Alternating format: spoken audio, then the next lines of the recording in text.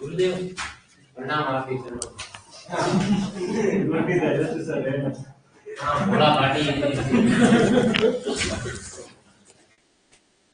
भोला party को प्रणाम भैया। आवाज देखना भाई।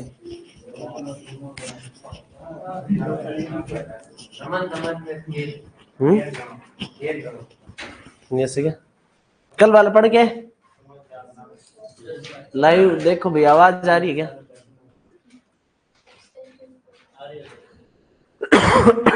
पता लग गया कहाँ से? जल रही है क्या? पानी देना, पानी है?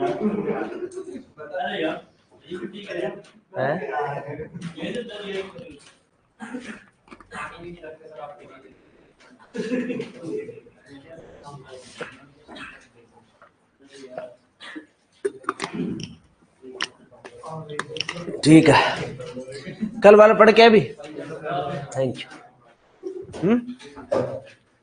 समझ में आया कुछ?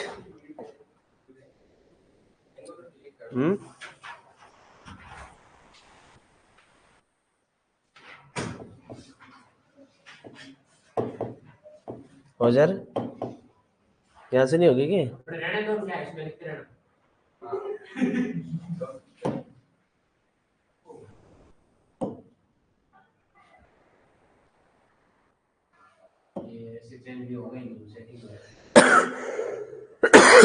हो गया ना, आ गया। पर ये बोर्ड ऐसा कैसे आ गया? चलो इसमें लिख लेंगे आज, श्रुति लेख लिख लेंगे। ठीक है, लाइन वाइज पढ़ के कर। क्या पढ़ा? प्रोग्राम प्लानिंग पढ़ा ना?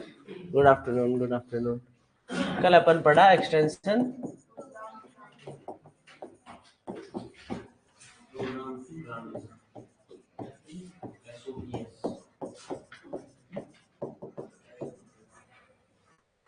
ठीक है। क्या था भाई प्रोग्राम, क्या था?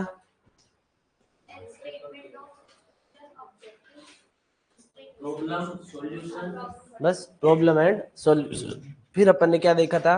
प्लान क्या होता है, प्लानिंग क्या होता है, प्लान ऑफ वर्क क्या होता है, कैलेंडर ऑफ वर्क क्या होता है। दोनों में डिफरेंस देखा ना? कैलेंडर ऑफ डिफरेंस में क्या है, कैलेंडर ऑफ वर्क में क्या आएगा? Ram Ram Ram Ram, particular time sequence. हाँ चल गया ना, आज हमने अपने आप चला लिया। हाँ। लाइन नहीं चलती, लाइन तो कोई नहीं, आज श्रुति लेके लिखेंगे। पानी भिजवा दो यार प्लीज, पानी बिना पानी के ले लूं। बिना पानी के अच्छा नहीं लगता।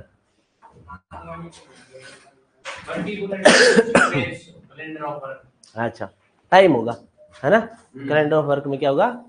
टाइम होगा। प्लान ऑफ वर्क में क्या होगा? 5W1H होगा, है ना? चलो उसके बाद क्या देखा अपन ने? स्टेप्स देखे है ना? उसमें दो अपन ने फेज देखी, programme determination and programme implementation. सबसे पहले अपन ने स्टेज देखी कितनी? 8 स्टेजेस देखी। उसमें पहली स्टेज क्या थी? फैक्ट का कलेक्शन कर लिया। फिर क्या करेंगे? सिचुएशन का एनालिसिस कर लिया। उसके बाद प्रॉब्लम देखेंगे। उसके बाद ऑब्जेक्टिव बना लेंगे। उसके बाद कैलेंडर ऑफ वर्क या प्लान ऑफ वर्क बना लेंगे। फिर उसके बाद क्या करेंगे? फॉलो करेंगे। उसके बाद में मॉनिटरिंग एंड इवैल्यूएशन करेंगे और उसके बाद रिकंसिडरेशन करेंगे। ठीक है। और क्या देखा भैया अपन ने? नीड है। हाँ अभी जस्ट इंतजार कर रहे थे तुम्हारा। ठीक है, नीड देखिए अपन ने। नीड क्या होती है? What is and what ought to be, उसके बीच में जो गैप है उसको अपन क्या बोलेंगे? नीड। नीड दो टाइप की होती है, एक फेल्ट और अनफेल्ट नीड। फेल्ट क्या होती है भाई? जो कॉन्शियसली अपने को पता हो कि ये अपने को चाहिए, तो वो कॉन्शियस नीड होगी, है ना? और एक क्या होती है? अनरिकॉग्नाइज्ड। ठीक है, अनरिकॉग्नाइज्ड जो होती है उसको क्या बोलते हैं अपन? अनफेल्ट नीड बोलते हैं। इतना पढ़ा था अपन, है ना? चलो इसके बाद आज अपन आगे बढ़ते हैं। तुम्हारे नोट्स में अब इतना ही है भाई, इसके अलावा तुम्हारे नोट्स का काम खत्म है ना?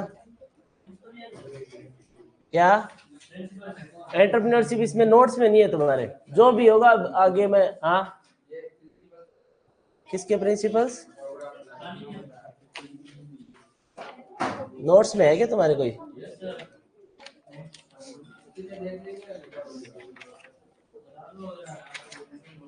कितना 23 नंबर पेज था ना, 45 पे है। अच्छा, ये स्टेप्स ऑफ प्रोग्राम प्लानिंग, इसके बाद अकॉर्डिंग टू कैसे ऑब्जेक्टिव प्रोग्राम प्लानिंग। अरे यार कौन, फिर तुमको कोई लिखना थोड़ी आएगा उसमें, तो बस किसमें करवा दूंगा? ये तो नोट्स में है तो पढ़ लेना, क्वेश्चन नहीं आएगा इसमें से बस। तो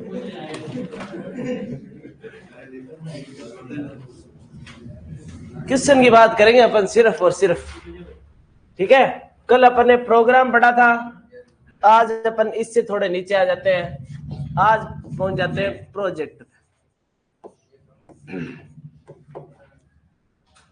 ठीक है, सबसे पहले प्रोजेक्ट की डेफिनेशन लिखो।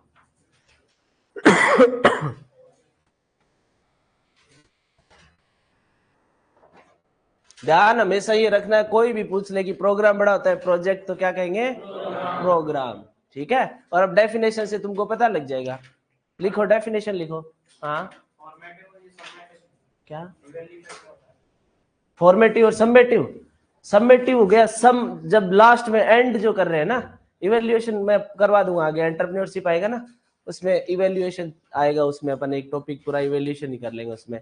कनकरेंट, फॉर्मेटिव या समेटिव, 3 टाइप के होते हैं। तो कनकरेंट होता है वो मतलब कंटिन्यूअस चलता रहता है, ठीक है, जैसे 2 दिन में, 3 दिन में, 4 दिन में कंटिन्यूअस चलता रहेगा। ठीक है, फॉर्मेटिव जो होता है या जो समेटिव होता है उसको अपन बोलते हैं जब खत्म हो गया ना प्रोजेक्ट, उसके बाद में एंड में जब सम कर रहे हैं, सबमिट करने जा रहे हैं उसको प्रोजेक्ट को, तब उसका इवेल्युएशन कर रहे हैं। ठीक है, उसमें अपन देखेंगे अप्रेजल पढ़ेंगे, इवेल्युएशन पढ़ेंगे, सब पढ़ेंगे ना। चलो एक बार तुम इतना ध्यान रखो, मैं बता दूंगा, मेरे को ध्यान में है वो, है ना। चलो प्रोजेक्ट लिखो। A specification of work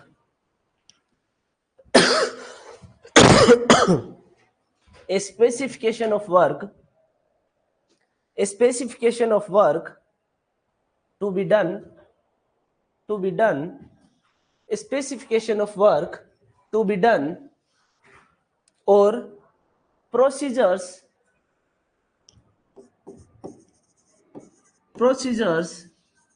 to be followed in order to accomplish in order to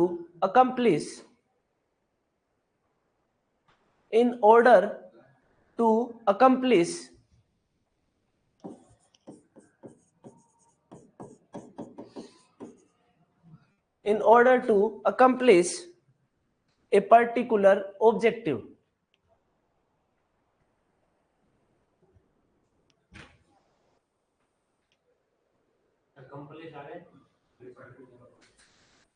Accomplish a particular objective. समझ में आई क्या डेफिनेशन? क्या कह रहा है भाई, क्या कह रहा है डेफिनेशन में?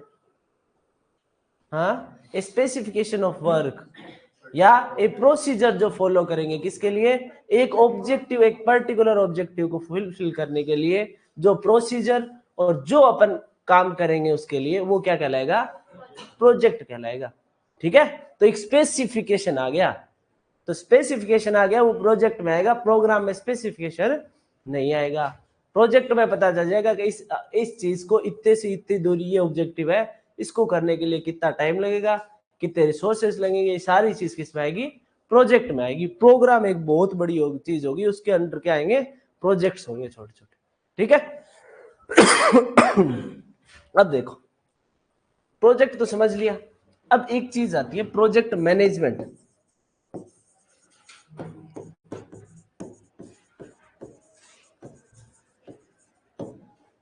इकोनॉमिक्स में भी चैप्टर है भाई तुम्हारे पूरा, प्रोजेक्ट मैनेजमेंट का, है ना?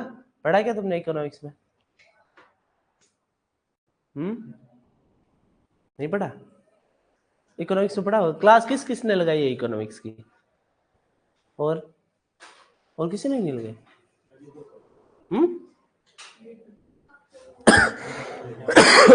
क्लास में मतलब उनके क्लास में तू सिर्फ अकेली रहती थी? वो कहाँ चले गए? बस वो इकोनॉमिक्स लेके चले गए? तो अभी वो ऑनलाइन ले रहे? थक गए वो बातें आते।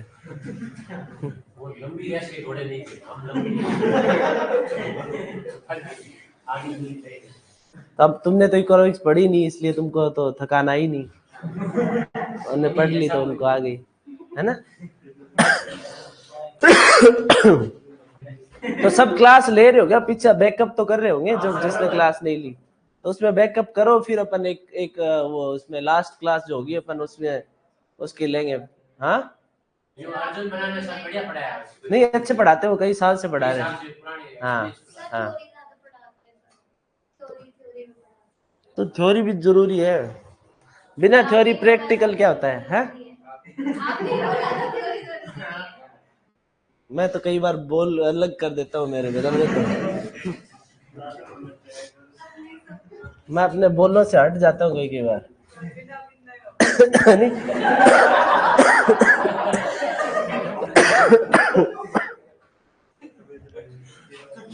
ये मान लो जो, ठीक है, लिखो भाई प्रोजेक्ट मैनेजमेंट लिखो। अब मेरे पे बात आ गई है, मैं लिखवाऊंगा लिखो the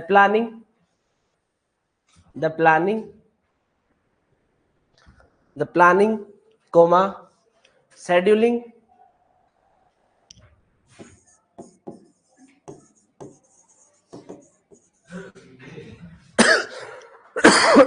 the planning comma scheduling and controlling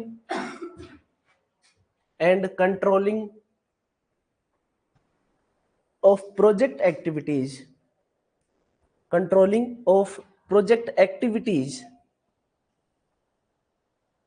to accomplish the desired objective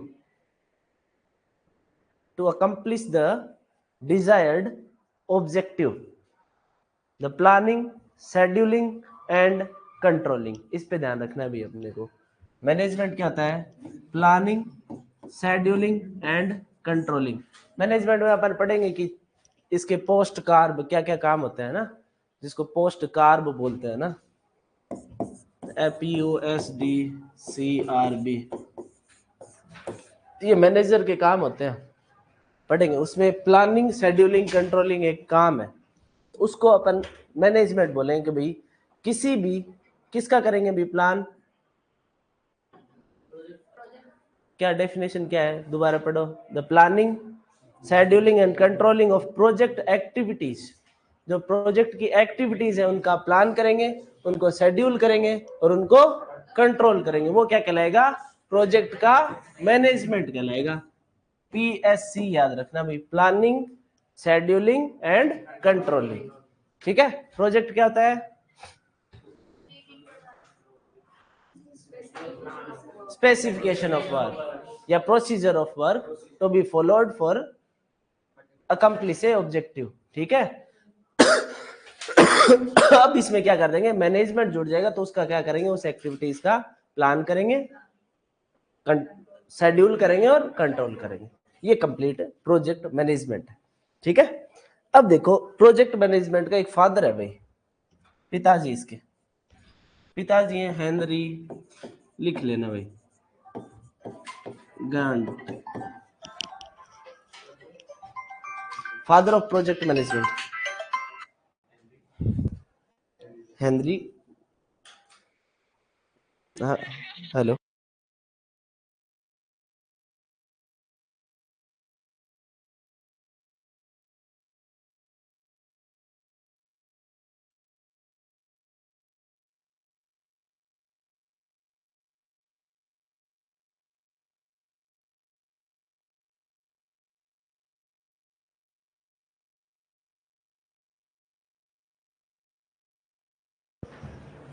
ये भी लिख लो, फादर ऑफ प्रोजेक्ट मैनेजमेंट कौन है?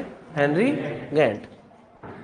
अब एक प्रोजेक्ट मैनेजमेंट की साइकिल है वो देख लेते हैं, और इसका जो ग्राफ बनाते हैं ना, जो प्रोजेक्ट का ग्राफ बनाते हैं वो उसको गैंट चार्ट बोलते हैं, क्योंकि हेनरी गैंट इसका फादर है, इसलिए प्रोजेक्ट का जो भी ग्राफ बनाएगा बार जो भी उसमें इंफॉर्मेशन होगी उसको अगर ग्राफ फॉर्म में दिखाएंगे तो वो उसको गैंट चार्ट ही बोलते हैं। ठीक है, तो हेनरी गैंट याद रखना है अपने को, और याद नहीं रखना। प्रोजेक्ट मैनेजमेंट साइकिल ये इंपॉर्टेंट है भाई। ये क्वेश्चन यहां से नहीं पूछेगा तो वहां से पूछ लेगा, इकोनॉमिक्स।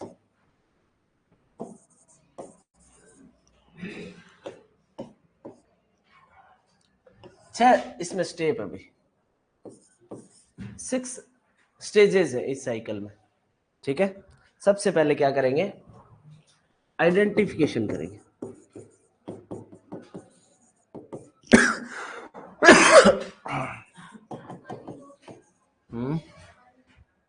ना गर्म है, आइडेंटिफिकेशन है ना, उसके बाद में लिखो फॉर्मुलेशन। प्रोजेक्ट को आइडेंटिफाई करेंगे,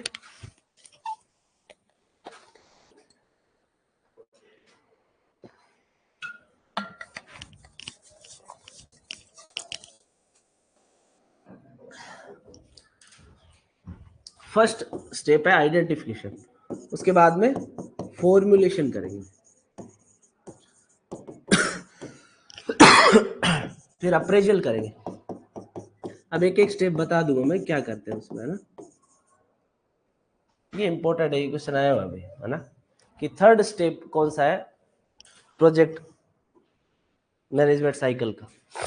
फिर उसका इम्प्लीमेंटेशन करेंगे।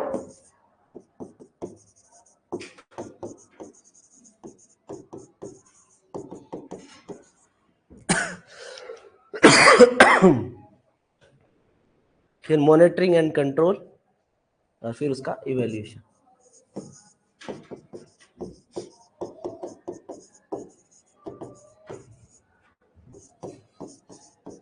ये दोनों सब्जेक्ट के लिए सही है भाई, है ना। ये इकोनॉमिक्स में भी है, इसमें भी है, तो याद रख लेना इसको। कहीं से क्वेश्चन इकोनॉमिक्स वाला भी बना सकता है और एक्सटेंशन वाला भी बना सकता है। ठीक है, तो ये बात दोनों सब्जेक्ट के लिए कॉमन है।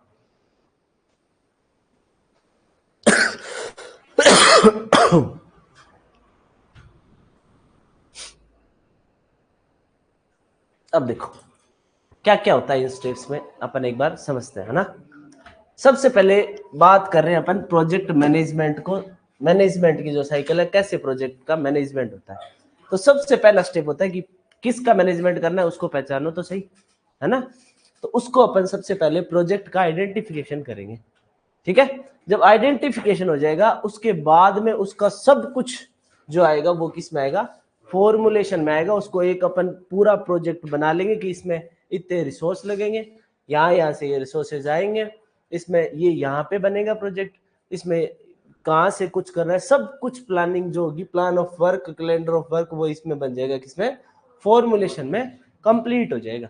ठीक है, अब होगा एक स्टेप, बहुत इंपॉर्टेंट स्टेप है, जो अपन समझते हैं, बहुत बार सुनते हैं कि अप्रेजल है, अप्रेजल है ना।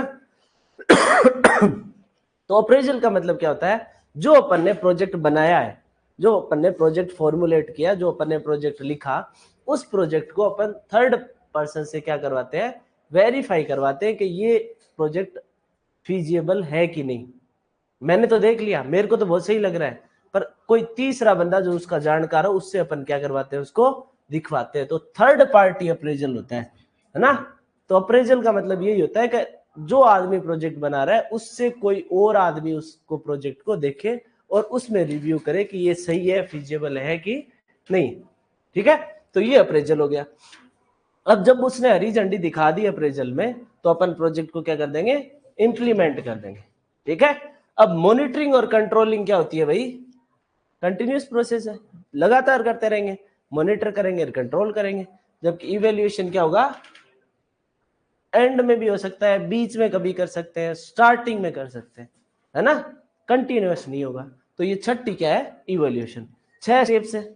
सबसे पहले आइडेंटिफिकेशन, उसके बाद में फॉर्मुलेशन, उसके बाद में अप्रेजल, उसके बाद में इम्प्लीमेंटेशन, उसके बाद में और लास्ट। समझ आ गई बात?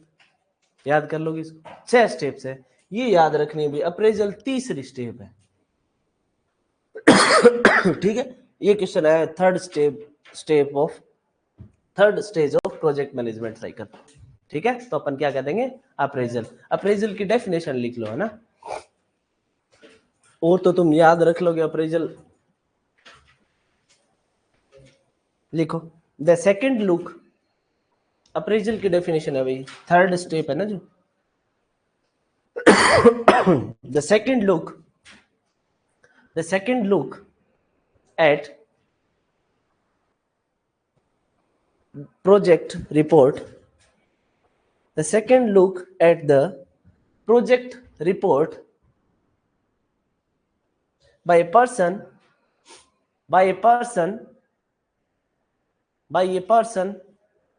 who is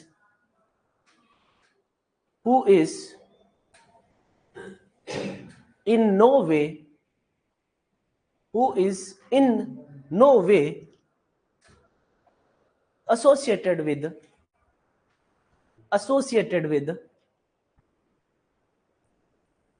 its preparation,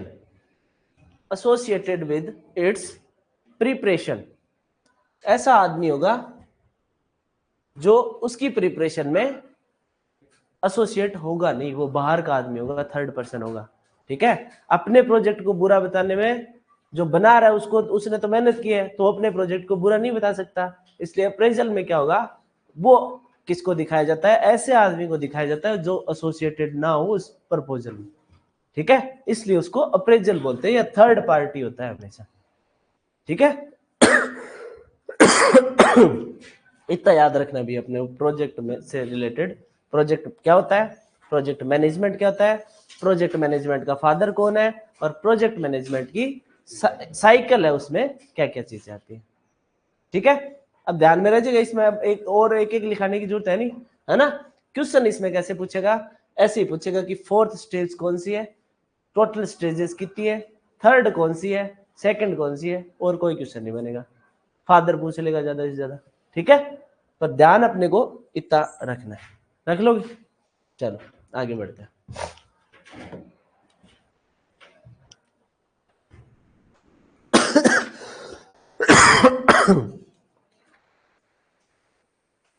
लो भाई, हेडिंग डालो, पार्टिसिपेटरी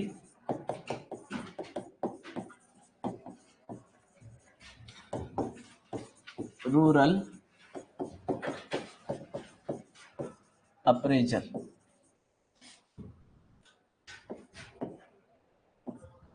फॉर्मुलेशन में बहुत चीजें होती हैं भाई, बहुत बड़ा पार्ट होता है फॉर्मुलेशन। उसमें फिजिबिलिटी टेस्ट भी आते हैं, उसकी टेक्निकल, इकोनॉमिकल, सारी फिजिबिलिटी टेस्ट होती है उसमें, है ना। प्रोजेक्ट बनाते हैं तो बनाने के साथ में ये भी तो देखेंगे कि वो फिजिबल है कि नहीं, ऐसे ही थोड़ी बना देंगे। बिना मतलब का प्रोजेक्ट बनाने से क्या मतलब है ना। तो फिजिबिलिटी टेस्ट वो सब फॉर्मुलेशन में आता है, फॉर्मुलेशन में एक बहुत बड़ा पार्ट है। पर इतना डीप अपने को जाना नहीं, अपने को इतना ही याद रखना है। ठीक है, अब देखो ये किसने किसने नाम सुना है, पार्टिसिपेटरी रूरल अप्रेजल, किसी नाम सुना है, क्या है इसका मतलब, इससे क्या समझते हो, पार्टिसिपेटरी से पार्टिसिपेट करना, कौन कर रहा है, किसके लिए, अप्रेजल क्या होता है,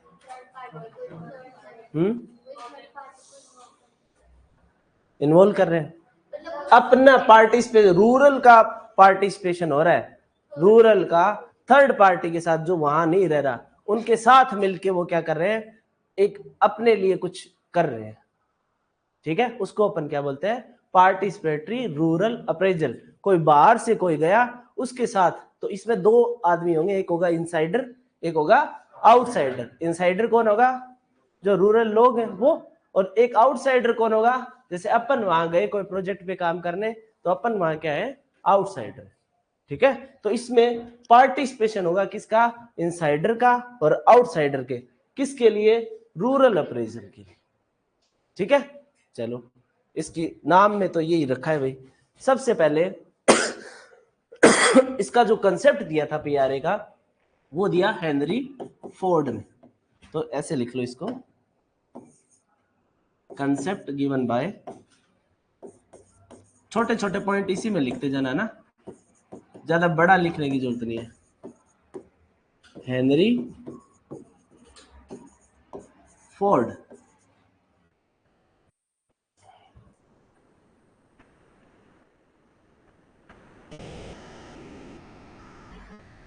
फादर है भाई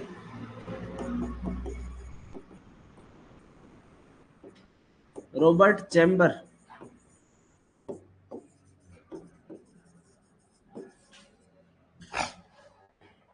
father of PRA Robert chamber. Indian father है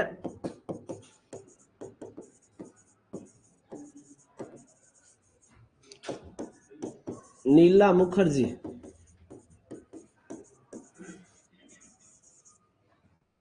ठीक है, रॉबर्ट चैम्बर फादर हो गया। इंडियन फादर अगर पूछेगा तो अपन क्या कहेंगे, father of PRA in India कौन होगा, Neela Mukherjee. Father of extension in India कौन है,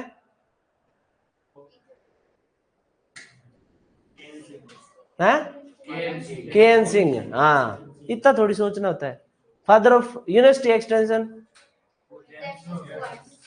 father of extension JP legals. ठीक है, तो वैसे इसका फादर कंसेप्ट तो हेनरी फोर्ड ने दिया, और इसका जो फादर है वो कौन है, रॉबर्ट चैम्बर है। और इंडिया में फादर कौन है,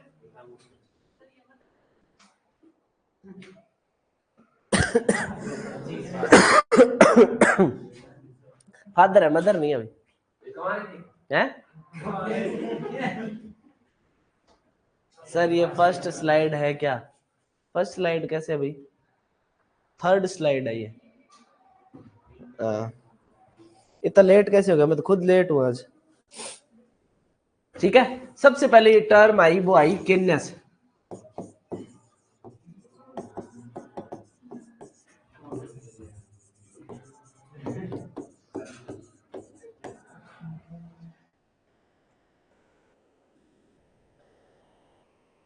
अब ये थ्योरी तो तुमको लिखनी पड़ेगी भाई।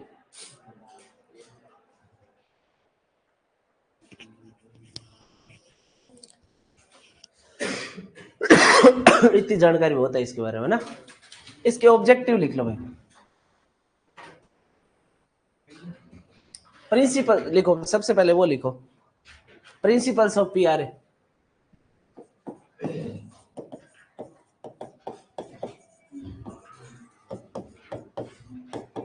ये इंपॉर्टेंट है भाई, 3 प्रिंसिपल्स है इसके। ऑप्टिमल इग्नोरेंस,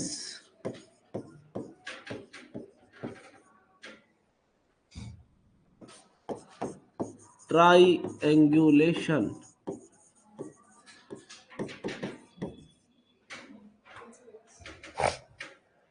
ऑफसेटिंग बायस,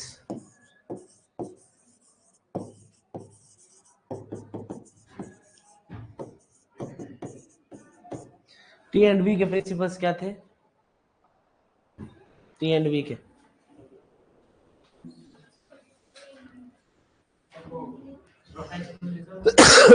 बिल्कुल,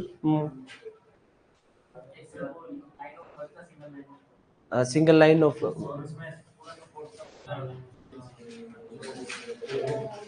span of control, time bound,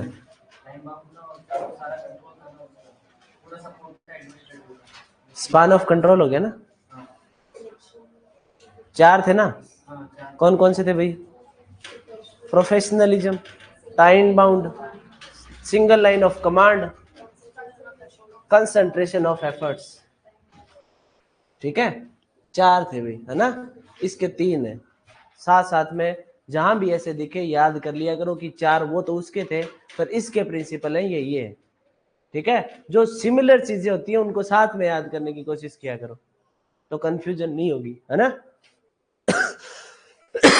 यहाँ क्या है भाई, इसके प्रिंसिपल में क्या कर रहा है, सबसे पहले कि ऑप्टिमल इग्नोरेंस होनी चाहिए। ऑप्टिमल इग्नोरेंस का मतलब जब पार्टिसिपेटरी रूरल अप्रेजल कर रहे हैं, जब सारी जानकारी अपन इकट्ठा कर रहे हैं गांव वालों के साथ में मिलके, तो उसमें बहुत सारी जानकारी आएंगी, डिफरेंट काइंड ऑफ इंफॉर्मेशन आएंगी।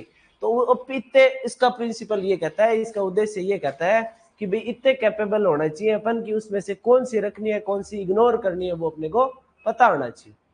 ठीक है, तो ऑप्टिमल इग्नोरेंस का सिद्धांत है, ये किसके लिए है? पीआरए के लिए। फिर आता है इसका ट्राइंगुलेशन। ट्राइंगुलेशन मतलब है एक इंफॉर्मेशन को जांच करनी है अलग अलग दायरे पे। ठीक है, बार बार उसको घुमा फिरा के पूछना। एक अगर इंफॉर्मेशन अपने को ली है, अब उसका जांच करनी है अलग अलग दायरे पे, उसको क्या बोलते हैं? ट्राइंगुलेशन बोलते हैं, है ना। और एक होता है ऑफसेटिंग बायस, कि कोई इंफॉर्मेशन है वो बायस से गिरी हुई नहीं होनी चाहिए, ऑफसेटिंग करना है बायस को। बायसनेस समझते हो, है ना? एक को ज्यादा दे दिया, एक को तरफदारी कर ली, झुकाव कर लिया, है ना। तो उसको ऑफसेटिंग करना है, उसको साइड में रखना है। ठीक है, तो ये इसके तीन प्रिंसिपल्स हैं भाई। एक तो optimal ignorance, triangulation and offsetting bias. Triangulation लिख लो और तो तुमको याद रह जाएंगे, रह जाएंगे ना। क्या सब लिखाऊं ये तीनों? तीनों की डेफिनेशन लिखाने की जरूरत है क्या? ट्राइंगुलेशन की लिख लो, तीनों की लिखाऊं? लिखो भाई।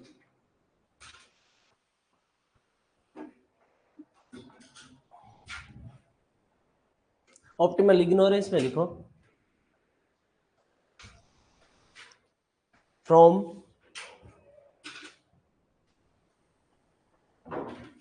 a cloud of information, a cloud of information,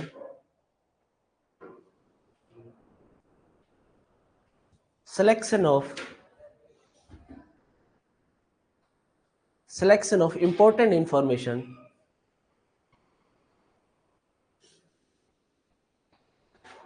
should be kept.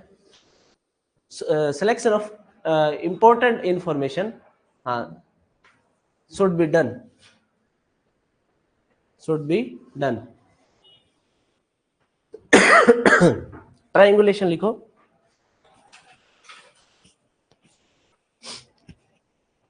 Cross checking, cross checking, cross checking the data, cross checking the data in different way, cross checking the data in different way, कि जो data मिला है उसको cross checking करना है different ways में। ठीक है, और offsetting bias, there should not be, there should not be any biasness during collection of information. There should not be any biasness, any biasness during collection of information, during collection of information.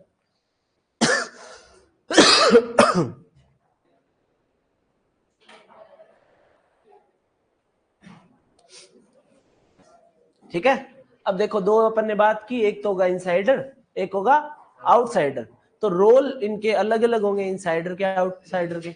तो जो outsider होगा ना, उसका role सिर्फ इतना ही होगा कि वो होगा एक कैटलिस्ट, वो इंफॉर्मेशन ज्यादा से ज्यादा निकालने की कोशिश करेगा, वो सिर्फ कैटलाइज करेगा। वो बीच बीच में उसको, अगर उसको बात, जैसे अपन बातचीत कर रहे हैं गांव में, अपन कोई सोशल मैप बना रहे हैं, तो अपन ने बात की किसी से गांव में, तो बात कर रहे हैं, तो उसका सिर्फ ये काम होगा कि वो कैटलिस्ट है, वो ज्यादा बात नहीं करे, वो बस एक बात चिंगारी लगा के छोड़ दे, फिर वो आपस में उनको बात करने दे, उससे क्या आएगी? इंफॉर्मेशन आएगी। तो आउटसाइडर का जो रोल है ना, वो सिर्फ कितना है? इतना ही है कि वो कैटलिस्ट है, और जो रेस्पॉन्स करेगा, जो इंफॉर्मेशन देगा, वो कौन है? इनसाइडर। ठीक है, तो इनके रोल लिख लो, insiders role in PRA,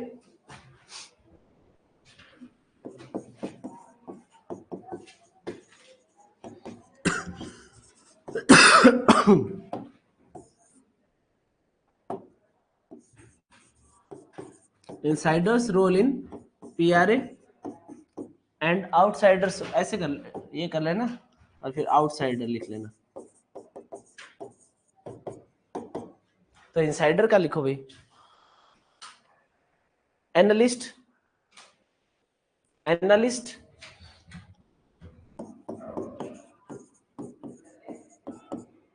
and presenter,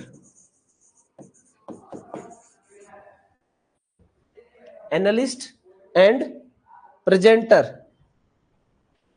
outsider का रोल क्या है? इनिशिएटर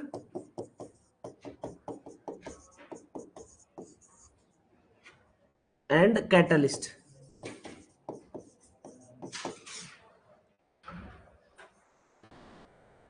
समझ रही बात?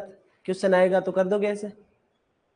अब देखो, दो अपन ने यही तो बात की थी कि भाई जब रूरल अप्रेजल कर रहे हैं तो एक वहां अप्रेजल करने के लिए कोई तो आएगा, तो एक तो बाहर से आएगा क्योंकि रूरल तो वो रह रहे हैं वहां। अब उनको अप्रेजल करने के लिए कोई बाहर से बंदा आ रहा है, थर्ड पार्टी का जरूरी होती है ना। तो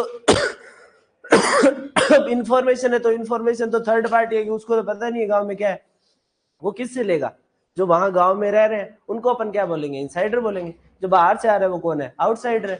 तो इनसाइडर है वो क्या करेगा? एनालिसिस करेगा, वो बताएगा कि ये गांव में ये सिचुएशन है, वो सिचुएशन का एनालिसिस करेगा, है ना, और प्रेजेंट करेगा इंफॉर्मेशन का। और इसका काम क्या है कि ये इनिशिएट करे, जाके पूछे राम राम ताऊ क्या बात है, गांव में क्या चल रहा है, कैसा है, सब कुछ तो इनिशिएट करेगा। और उसके बाद में बीच बीच में थोड़ा कैटलिस्ट का काम करेगा। कैटलिस्ट समझते हो सब, केमिस्ट्री पढ़ी है सबने। क्या करता है कैटलिस्ट? रिएक्शन को तेज करता है ना, स्लो भी कर सकता है, तेज भी कर सकता है, बोथ वे कैटलिस्ट हो सकता है ना।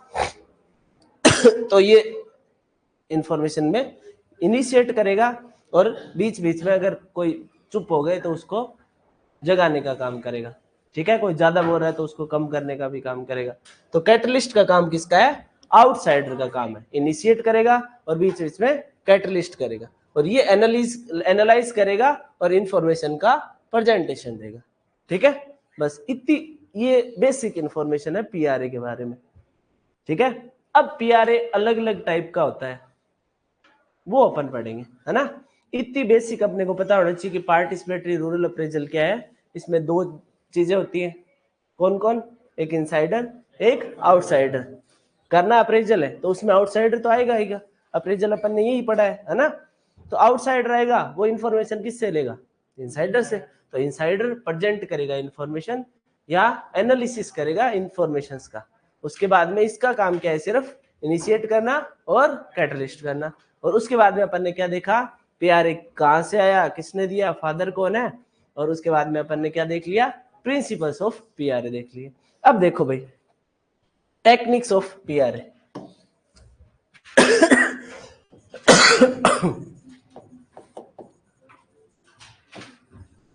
ये काम पहले रावे पे होता था भाई, पीआरए बढ़वाते थे, और अब आती नहीं थी कई एक्सटेंशन पढ़ाने वालों को भी, तो उनको पता नहीं पीआरए बनाते कैसे है, तो बनवाते नहीं है। पीआरए बहुत अच्छी एक्टिविटी है, करनी चाहिए। ठीक है, अब समझेंगे अपन में इसमें क्या क्या टेक्निक्स होती है, पीआरए कैसे कैसे अपन कर सकते हैं। ठीक है, तो इसमें अलग अलग बांटी हुई है भाई, है ना। 3 टाइप से इनकी कैटेगरीज बना दी। ठीक है, एक तो स्पेस जिनमें काम में लेते हैं, स्पेस रिलेटेड होंगी। ठीक है, एक होंगी टाइम रिलेटेड और एक होंगी relation related.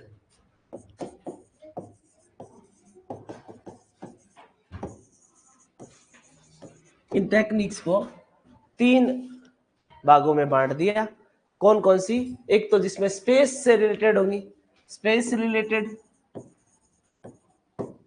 Time related and relation related. ठीक है, अब इनमें टेक्निक्स, स्पेस से रिलेटेड टेक्निक्स कौन सी है, टाइम से रिलेटेड टेक्निक्स कौन सी है, और कौन सी ऐसी टेक्निक्स हैं जिनमें रिलेशन का उपयोग करते हैं, वो अपन पढ़ेंगे। ठीक है, तो सबसे पहले देखो स्पेस रिलेटेड के जो टेक्निक्स है वो लिखो, फिर उनको एक एक को अपन डिस्कस करेंगे। सबसे पहले लिखो सोशल मैप। स्पेस से रिलेटेड अभी सोशल मैप। स्पेस का मतलब जगह है ना, वो स्पेस नहीं, स्पेस का मतलब जगह से रिलेटेड। ठीक है, ये टाइम से, ये जगह से, और ये रिलेशन से। ठीक है, तो स्पेस में सबसे पहले सोशल मैप, उसके बाद में रिसोर्स मैप, रिसोर्स मैप,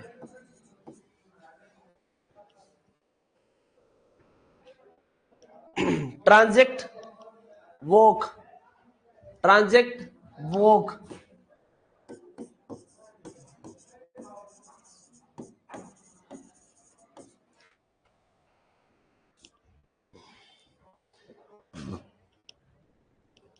एक होता है मोबिलिटी मैप।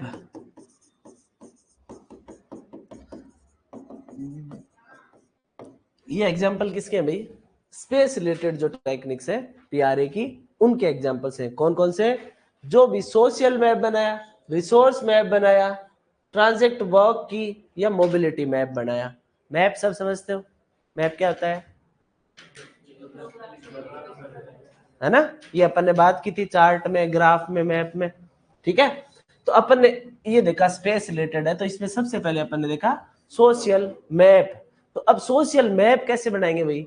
कोई सोसाइटी है, ठीक है, उसके अंदर आउटसाइडर गया, उसने उस सोसाइटी को क्या बना दिया? एक नक्शा बना दिया उसका, कि भाई ये देखो यहाँ पे इतनी दूर में है ये गांव, विलेज, ये सोसाइटी। ठीक है, इस विलेज में यहाँ पे तो खेत है, ठीक है, यहाँ पे घर है, यहाँ प्ले ग्राउंड है, यहाँ ये मतलब एक मैप में पूरा गांव दिख जाएगा। अगर कोई जानकार नहीं है ना उस गांव का, तो वो भी उसे एक बार मैप को देख लेगा, तो वो गांव घूम लेगा।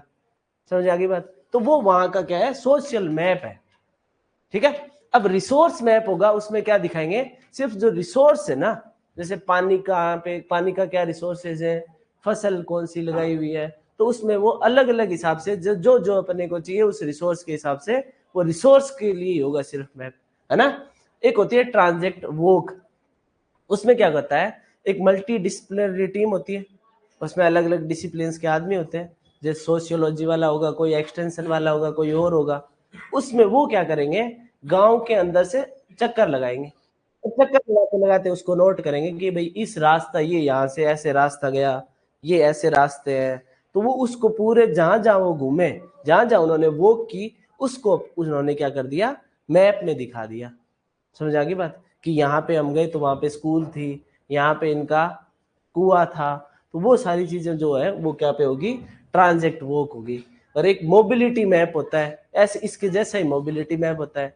ठीक है, जहां जहां मूवमेंट किया वैसे वैसे उसका नक्शा बना दिया, मैप बना दिया। तो ये सारे क्या हो गए? स्पेस रिलेटेड हो गई, उनमें जगह दिखा रहे हैं अपन, कि जो भी जियोग्राफिकल मैप है उसको दिखा रहे हैं। तो इसको अपन ने क्या कह दिया? स्पेस रिलेटेड पीआरए टेक्निक्स होगी। ठीक है, चलो अब इसमें आगे बढ़ते हैं। इनमें कोई दिक्कत है? याद रख लोगे नाम? अगर तुमको क्वेश्चन कैसे पूछेगा कि which of the following is not space related PRA technique, ठीक है, तो उसमें ये 3 दिए होंगे और एक कोई टाइम रिलेटेड वाला डाल देगा, ठीक है, या कोई एक रिलेशन रिलेटेड वाला डाल देगा। समझ आ गई बात? तो एग्जाम्पल अपने को इसलिए याद रखने हैं कि भाई अपने को जब ऐसे क्वेश्चन आ जाए तो अपन कैसे सोल्व कर पाएंगे। ठीक है, डेफिनेशन तुमको श्योर ही नहीं पूछेगा कि किसकी क्या है, सोशल मैप की कोई डेफिनेशन नहीं है। सिर्फ अपने को ये ध्यान रखना है कि स्पेस रिलेटेड के एग्जाम्पल कौन से हैं, टाइम के कौन से हैं, और रिलेशन के कौन से हैं। ठीक है, चलो ये नोट कर लो भाई, कर लिया? टाइम वाले लिख लो, timeline,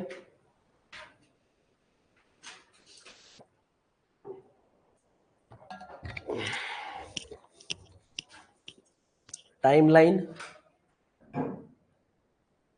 trend analysis, timeline, timeline, trend analysis, trend है ना,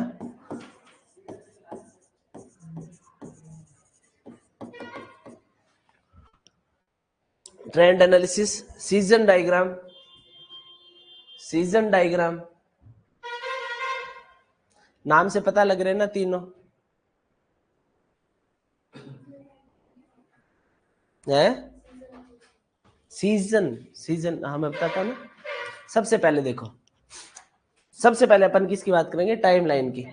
तो टाइमलाइन हमेशा किसके लिए होती है, हिस्टोरिकल इवेंट्स है ना, उनसे जो भी अपन इंफॉर्मेशन देंगे वो टाइमलाइन के थ्रू देंगे। ठीक है, तो ये बात ध्यान में रखनी है कि हिस्टोरिकल इवेंट्स किसके थ्रू दिखाए जाते हैं, टाइमलाइन के। तो टाइमलाइन में लिख लो एक बात,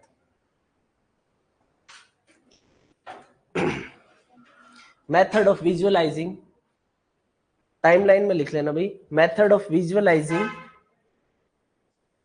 मेथड ऑफ विजुअलाइजिंग की historical events, method of visualising की historical events and major changes, major changes perceived by the villagers, perceived by the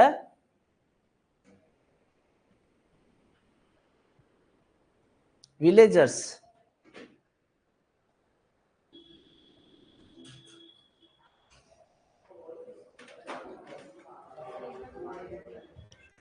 दोबारा बोलो, लिखो भाई, मेथड ऑफ विजुअलाइजिंग की historical events and major changes perceived by the villagers, major changes. और historical events पे जहां ज्यादा जोर लगेगा, हिस्टोरिकल इवेंट को अंडरलाइन कर लो। तो हिस्टोरिकल इवेंट जहां भी देखने हैं वहां क्या देखेंगे, टाइमलाइन देखेंगे। ठीक है, अपने को किसी जानकारी लेनी है सोसाइटी के बारे में, उसकी हिस्ट्री में उसकी सोसाइटी में क्या हुआ है, तो अपन उसकी क्या देख लेंगे, टाइमलाइन देख लेंगे उस सोसाइटी की। ठीक है, तो हिस्टोरिकल इवेंट्स के लिए क्या देखते हैं, टाइमलाइन देखते हैं। एक होता है ट्रेंड एनालिसिस। तो ट्रेंड एनालिसिस जो वेरिएबल्स है ना, जो वेरी हो रहे हैं, जो टेम्परल वेरिएबल्स हैं, टेम्पररी हैं, जो पीछे से वेरी होते आ रहे हैं, जैसे पहनने में, खाने में, तो उन वेरिएशंस को किस में देखते हैं, ट्रेंड में देखते हैं कि ट्रेंड किसका चल रहा है। अभी पहले पैंट खुली चलती थी, फिर ऐसे चलने लगी, तो वो ट्रेंड हो गया। उस ट्रेंड का एनालिसिस जो करते हैं वो किस में करते हैं, ट्रेंड एनालिसिस में करते हैं। तो टेम्परल वेरिएबल्स है ना, जो टेम्पररी वेरिएबल्स है, उनका अगर अपने को देखना है इस पीछे से लेके अब तक का, तो वो किसमें देखते हैं, ट्रेंड एनालिसिस। ठीक है, अब आता है सीजन डायग्राम। तो सीजन अपन जानते हैं टाइम से रिलेटेड कैसे होगा, कि भाई अब क्या है, खरीफ है, इसके बाद में जायद आएगा, उसके बाद में रबी आएगी, ऐसा होता है ना। तो सीजन किसका हो गया, टाइम लाइन के हिसाब से हो गया, टाइम के हिसाब से जुलाई से क्या होगा, खरीफ होगा, उसके बाद में कब आएगा, जायद कब आएगा, कौन, हाँ फरवरी, मई, फरवरी, मार्च, अप्रैल, ये जायद का हो गया। उसके बाद किस में आ गए अपन, रबी में आ गए। ठीक है, फरवरी, रबी कब आता है भाई, अक्टूबर में, है ना। चलो, तो ये सीजन डायग्राम हो गए, सीजन बना लिया। ठीक है, तो ये टाइम से रिलेटेड हो गए दोनों। अब कोई इनमें अब तक कोई एग्जांपल में कोई दिक्कत है तो क्वेश्चन किस में आएगा, ऐसे पूछेगा भी ट्रेंड एनालिसिस है ना, ये किस से रिलेटेड है, तो अपन क्या कह देंगे, टाइम से रिलेटेड है। टाइम लाइन है वो किससे रिलेटेड है, तो कह देंगे टाइम से रिलेटेड। ठीक है, एक्सप्लेन मोर टाइम, डॉक्टर साहब किसको करें, है किसको वो एक्सप्लेन और करना है। हाँ भी में, हाँ वही है तो ना, डॉक्टर साहब आज तो काफी बोरिंग सा हो गया ना, मैं खुद ही बोर हो गया, ज्यादा पढ़ लिया अपन ने ना, पियारे पियारे और खाए। उसको खोल यार, है लाइट आएगी, साइड वाला खोलने में, सामने वाला मत खोल भाई, ये साइड वाला खोल।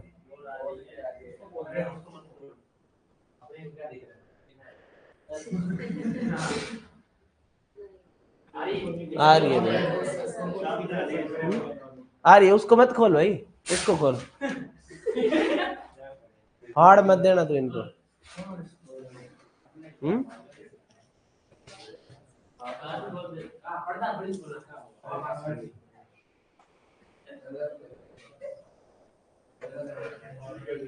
आज 2 क्लास हो रहे तुम्हारी, तुमको पता है क्या? हाँ है, 2 घंटा पढ़ाऊंगा। हाँ तो बहुत झेलना पड़ेगा मेरे को भी, तुमको भी, है ना। पानी पियो, तुम एक काम करो।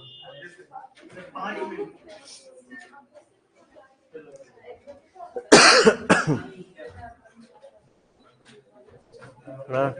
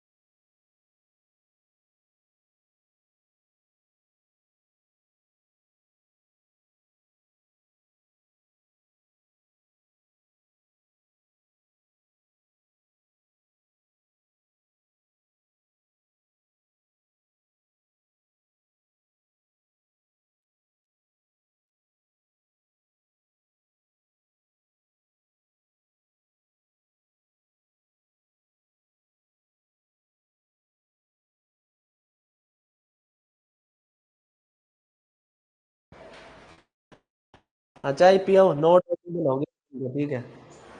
जॉन डी रोम वालियो।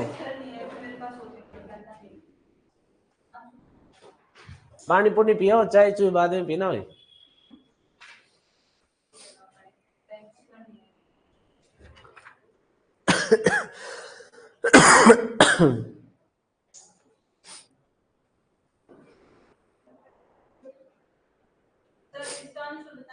किसका?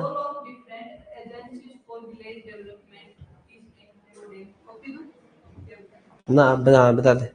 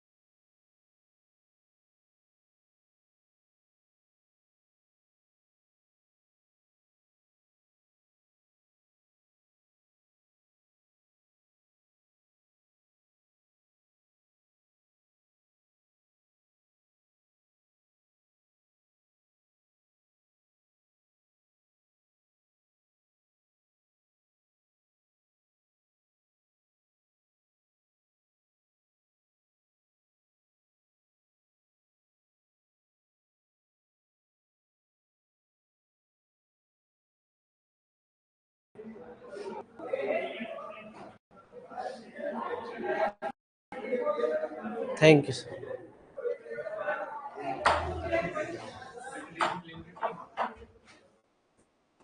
नहीं होता जानकार आदमी का फर्क है, एक्सपर्ट तो एक्सपर्ट ही होता है ना। चलो अपन बात कर रहे थे अभी, आ जाओ सारे वो आगे, क्या चाय चुय पी के फील्स इम्पटी दोबारा स्टार्ट हुई है ना क्लास। आवाज तो आ रही है, हाँ ठीक है। अपन बात कर रहे थे किसकी, ये ट्रांजिट वर्ब की एक बात कर रहे थे। एक क्वेश्चन जिसमें आया हुआ है वो मैंने नाम तो ले लिया था, बट तुमको वो नाम से तो क्या होता है, लिखना होता है ना। तो तुम एक चीज इसमें लिख लो, क्या लिखा, a exploratory work undertaken by a multidisciplinary ये लिखा हुआ है ना, multidisciplinary team of scientist along with village peoples. Multidisciplinary team of scientists along with village peoples. ठीक है। तो अब क्वेश्चन क्या था भाई, वो तुमने जो नोट कर रखा था वो, कि एक से ज्यादा डिपार्टमेंट किस में काम करते हैं ना, तो इसमें करते हैं भाई। ट्रांजेक्ट वर्क में एक से ज्यादा डिपार्टमेंट्स काम करेंगे, क्यों, क्योंकि डिसिप्लिन्स क्या होंगे, मल्टी डिसिप्लिन्स हैं, अलग अलग डिसिप्लिन्स के साइंटिस्ट हैं, किसके साथ, गांव वालों के साथ में। इसलिए इसको क्या बोलते हैं, एक से ज्यादा डिपार्टमेंट किस में काम करेंगे, ट्रांजेक्ट वर्क में। ठीक है, तो ये बात ध्यान में रखने वाली है भाई। चलो स्पेस पढ़ लिया, टाइम पढ़ लिया, रिलेशन बनाते हैं, है ना। चलो बनाओ कोज एंड इफेक्ट डायग्राम। इसमें लिख रहे हैं रिलेशन रिलेटेड है ना, जो रिलेशन रिलेटेड है ना, उसमें लिखो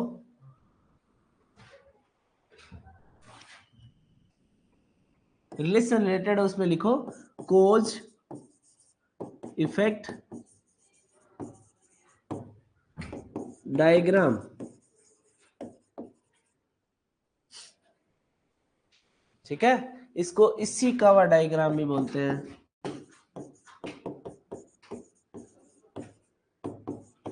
इसका दूसरा नाम पूछते हैं भाई, ये ध्यान में रखना है। कोज इफेक्ट डायग्राम का दूसरा नाम क्या है, इशिकावा डायग्राम। इशू बॉय वो वाला हाँ वही। ठीक है, इसको फिश बोन भी बोलते हैं, फिश बोन डायग्राम।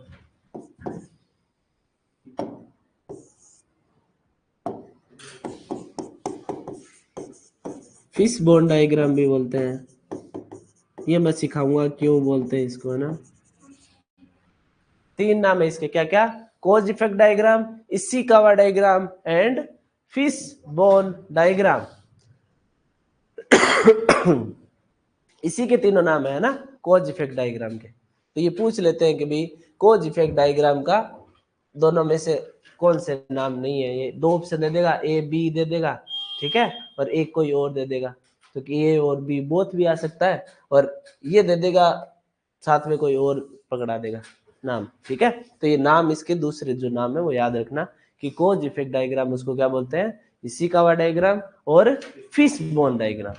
ठीक है, होता क्या है वो अपन ने इसमें देख लेंगे। और लिखो भाई, well being ranking, well being ranking, ये ज्यादातर जो इकोनॉमिक एस्पेक्ट्स है ना, इसी इसका रिलेशन रिलेटेड है, इसके एग्जांपल लिख रहे हैं अपन, है ना। रिलेशन रिलेटेड जो भी टेक्निक्स है ना, उनके एग्जांपल है, वो रिलेशन रिलेटेड जो टेक्निक्स है वो है ये। ठीक है, तो पहली अपन ने देखी कोज इफेक्ट डायग्राम, दूसरी टेक्निक है वेल बीइंग रैंकिंग। ठीक है, तीसरी लिखो वेन डायग्राम।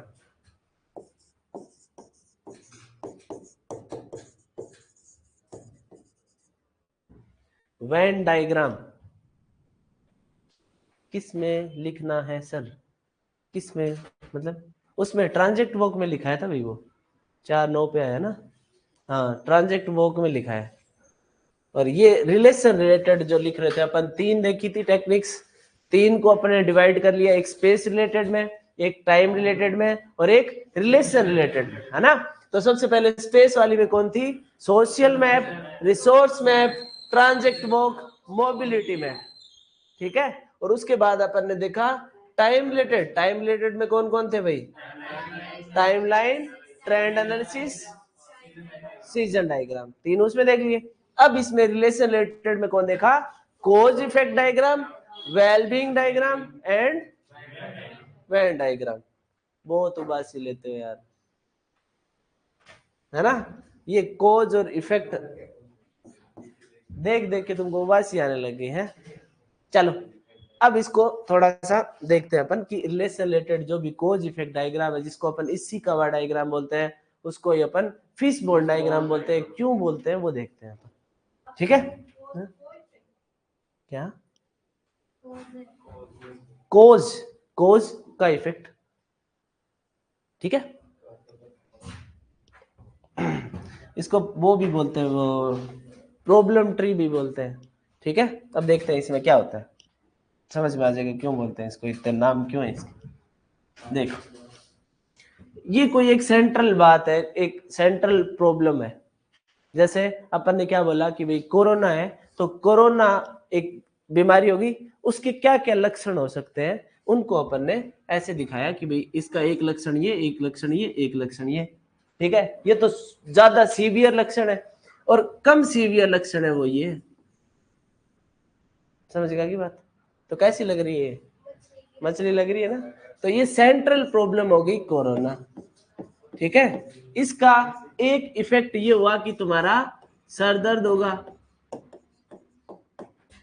दिमाग खराब हो जाएगा, जुकाम होगी, कुछ स्वाद का अनुभव नहीं होगा। ये तो मेन उसके हो गए, है ना। किसी किसी को उल्टी भी हो सकती है, किसी किसी को कुछ और हो सकता है। तो ये क्या हो गए? उसके लो सिम्टम्स हो गए, ये हाई सिम्टम्स हो गए।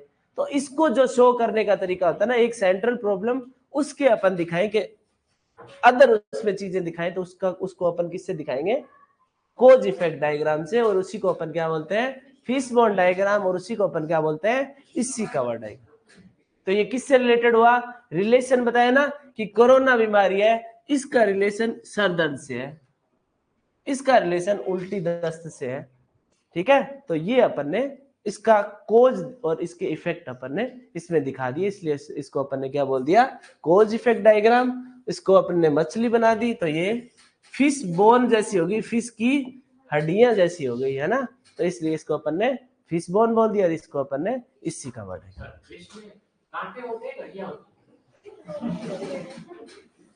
तो कांट, उन हड्डियों को कांटे बोलते हैं।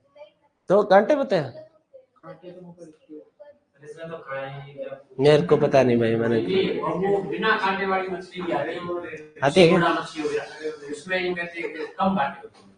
पता नहीं है, सही से खाई नहीं जाती, कांटे चुभ जाते। एक्सपर्टीज है नहीं मेरी उसमें तो मैं बता नहीं सकता इसमें भी, ठीक है। पर ऐसी सी मछली होती है भाई, ऐसा देखा है अपन, है ना। ऐसे यहाँ उसकी टेल भी होगी कोई, छोड़ दी क्या ऐसा। चलो ये समझ में आया। इसके बाद अपन ने क्या देखेंगे, इससे रिलेटेड होगा वेन डायग्राम। दोनों में कंफ्यूज हो गए तुम, कोज इफेक्ट में और वेन में। इसमें अपन ने किससे दिखाया है? लाइन से दिखाया है, ठीक है। ये लाइन है, और उसमें क्या होंगे? सर्किल्स होंगे। किसमें? वेन डायग्राम्स में। तो जब दो चीज का रिलेशन दिखाना होता है, तब अपन सर्किल से दिखाएंगे। वो किसमें होगा? वेन डायग्राम में होगा। जितना ज्यादा सर्किल एक दूसरे पे ओवरलैप होंगे, वो उतने ज्यादा घनिष्ठ होंगे, ठीक है। ये वेन डायग्राम का रूल है भाई। जितना ज्यादा एक दूसरे के सर्किल ऊपर, उसमें उतना क्या होगा?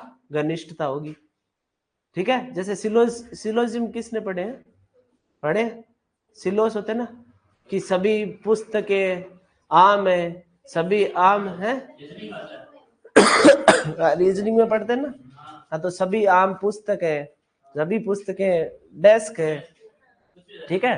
हाँ, तो उसमें सब जब दिखाते हैं ना, सभी, ऑल, तो उसमें वो पूरा ओवरलैप हो जाता है ऐसे, है ना। हाँ, तो इसका मतलब सभी होगी, ये घनिष्ठता होगी। तो जितना ओवरलैपिंग होगी, एक चीज अपने को ध्यान में ये रखनी है, वेन डायग्राम जो भी बनाते हैं उसमें सर्किल का उपयोग करते हैं, कोज इफेक्ट डायग्राम में हमेशा किसका, लाइंस का करते हैं। ठीक है, इतना ही ध्यान रखना है। तो वेन डायग्राम में अपने को पूछेगा कि वेन डायग्राम में अगर रिलेशन बताना हो तो उसमें कौन से फिगर का यूज करेंगे, तो कौन है भाई, सर्कल है। ठीक है, तो ये ध्यान रखना है कि और जितना ज्यादा ओवरलैप सर्किल एक दूसरे को उतने ज्यादा घनिष्ठ होंगे। ठीक है, तो ये ध्यान में रखना है, इतना ही ध्यान में रखना तो बहुत है अपनी। तो उसके बाद आती है वेलबींग रैंकिंग। ठीक है, वेलबींग रैंकिंग में अपन क्या करते हैं, उनको, जनता को, लोगों को अपन ये पूछते हैं कि भाई जो भी इकोनॉमिक डिस्पैरिटी है सोसाइटी में, उसके बारे में तुम क्या मानते हो। ज्यादातर जो भी वेलबींग रैंकिंग करते हैं वो इकोनॉमिक एस्पेक्ट के लिए करते हैं। तो एक चीज ये ध्यान में रखनी है कि वेलबींग रैंकिंग है वो सोसाइटी में इकोनॉमिक्स जो है, इकोनॉमी है, उससे रिलेटेड जो भी बात होगी उस किसके करेंगे, वेलबींग रैंकिंग से करेंगे। ठीक है, तो इतनी चीज ध्यान में रख लोगे। कौन कौन, ये तीन रिलेशन रिलेटेड हो गए, एक तो ये कॉज इफेक्ट, एक वेन डायग्राम, और एक वेलबींग रैंकिंग। कोई दिक्कत नहीं। तीन देखे अपन ने, किसके, टेक्निक्स ऑफ पीआरए देखी, उसमें अपन ने तीन डिवाइड कर लिए, space related, time related, relation related. Space related में कौन था भाई, सबसे पहले social map, resource map, transect walk और मोबिलिटी मैप। जो भी मैप है वो सारे किस में आ गए, स्पेस में आ गए। मैप स्पेस दिखाएगा तो स्पेस में आ गए, जगह से रिलेटेड हो गए। उसके बाद कौन आ गए भाई, ट्रांड नहीं होता, ट्रेंड होता है। ठीक है, ट्रेंड एनालिसिस अपने किया था। ट्रेंड एनालिसिस किसके लिए करते हैं, टाइम में करते हैं। पर ट्रेंड एनालिसिस में क्या होता है भाई, क्या बताया था मैंने, टेम्पररी वेरिएबल्स हैं जो सोसाइटी में, उनका अगर बनाएंगे तो उसको क्या बोलेंगे, ट्रेंड एनालिसिस करेंगे, उनका एनालिसिस करेंगे। तो एक लिख लो उसके आगे भाई, ट्रेंड एनालिसिस में टेम्पररी वेरिएबल्स लिख लो, कि जब भी टेम्पररी वेरिएबल्स है सोसाइटी के, उनका एनालिसिस करना है तो वो किसके थ्रू करेंगे, ट्रेंड एनालिसिस के लिए। टाइमलाइन कब यूज करेंगे, जब हिस्टोरिकल इवेंट्स देखने होंगे किसी सोसाइटी के। ठीक है, तो दोनों एक एक सबकी चीजें याद रखो भाई। कोज एंड इफेक्ट लिखवा, डायग्राम लिखा दो सर, लिखवा दिया ना। क्या लिखा इसमें, थ्योरी, इसकी क्या थ्योरी है, हैं? इसकी थ्योरी यही है ना, ये एग्जाम्पल लिख लो इसका तो याद रह जाएगा तुमको। ठीक है, कि एक सेंट्रल प्रॉब्लम है, उस प्रॉब्लम्स के ये इफेक्ट है, ये कोज है, इसके ये इफेक्ट्स। तो कोज इफेक्ट हो गया ना, नाम से पता चला। लिख लिया ना, सारा समझ में आ गया। अब तुमको कोई पीआरए में क्वेश्चन आएगा तो कर लोगे ना। अब मैं ऐसे क्वेश्चन पूछूं तुमको कि भाई ऐसे कौन सी है जिसमें हिस्टोरिकल इवेंट्स जाने जाते हैं, टाइमलाइन। टेम्पररी वेरिएबल्स किस में देखे जाते हैं, ट्रेंड एनालिसिस में।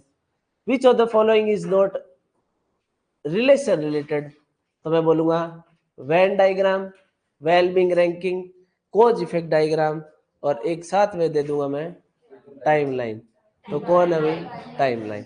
ठीक है, ऐसा ही क्वेश्चन आएगा सिंपल सा। अगर तुमको पता होगा तो सिंपल होगा, नहीं पता नहीं चलेगा तो नहीं सिंपल होगा। तो अब तो तुमको तो पता है तो तुम सिंपल है तुम्हारे लिए। तो एक बार और रिवीजन करते रहना, हो जाएगा सही। ठीक है, अब पीआरए में इतना ही पढ़ना है भाई। पीआरए में अपन ने क्या देखा, पार्टिसिपेटरी रूरल अप्रेजल, पीआरए का इतना ही है सारा। पीआरए पीआरए पीआरए पढ़ते हैं तो बहुत चीजें हैं इसमें वैसे करने के लिए, प्रैक्टिकली करने सीखने के बहुत अच्छा है, बट अपने लिए इतना काम का है। ठीक है, क्या पीआरए क्या होता है, इनसाइडर आउटसाइडर क्या होते हैं, उसके बाद में कहाँ से आया, किसने दिया, कौन फादर है, उसके बाद में इसके प्रिंसिपल्स क्या है, उसके बाद में इसकी टेक्निक्स क्या क्या है। ठीक है, तो एक रिवीजन अपन दोबारा करेंगे तब दोबारा देख लेंगे। अब पीआरए में भी इतना ही पढ़ना है अपने को।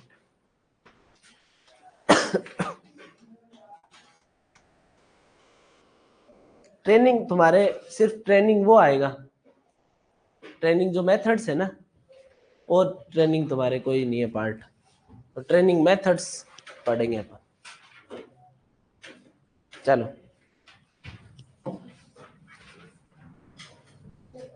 ट्रेनिंग क्या होता है भाई? टीचिंग और ट्रेनिंग में क्या डिफरेंस है? और ट्रेनिंग?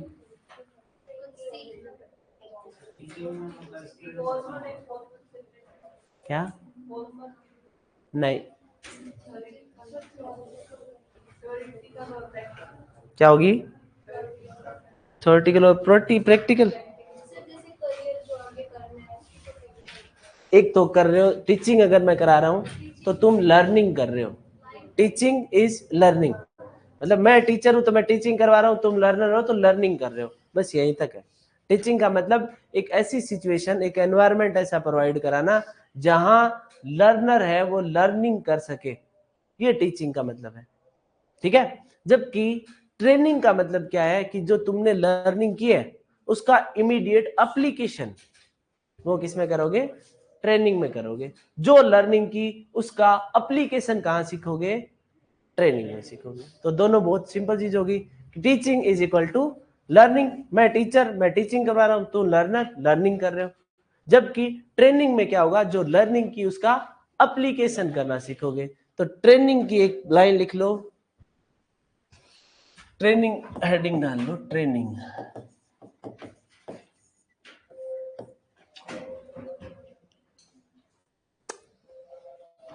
ये चिपक गया भाई।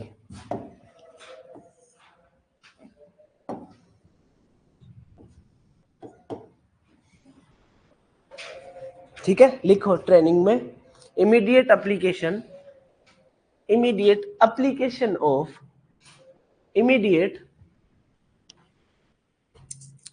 application of,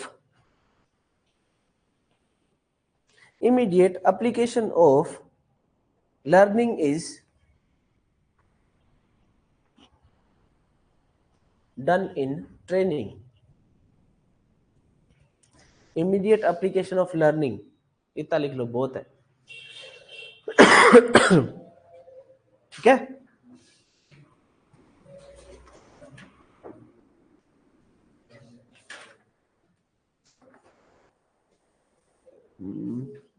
एक इवेल्युएशन देख लो भाई, इवेल्युएशन पढ़ ही लेते हैं ना।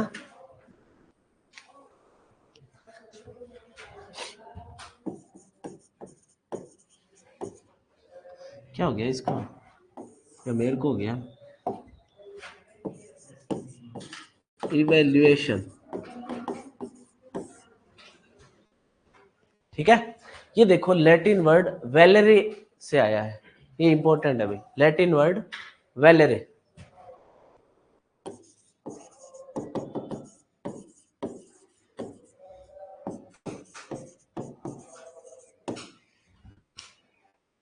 कहीं भी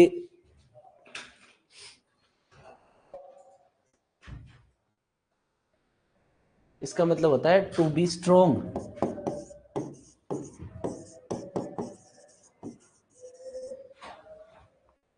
टू बी स्ट्रोंग और valiant.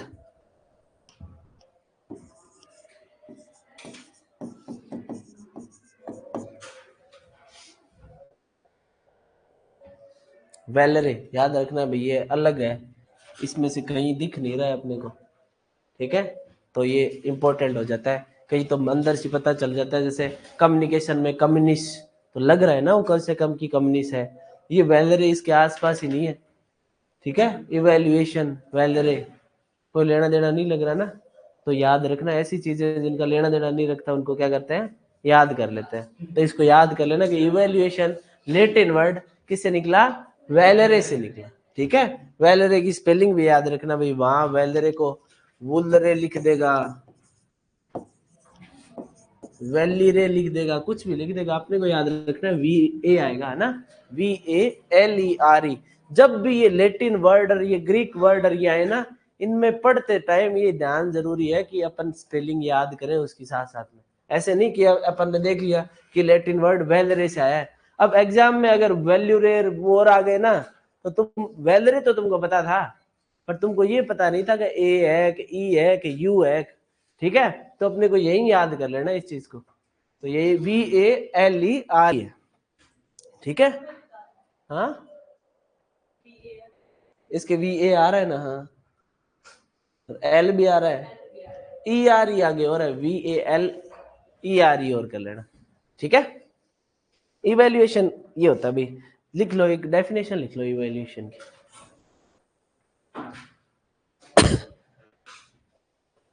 measuring performance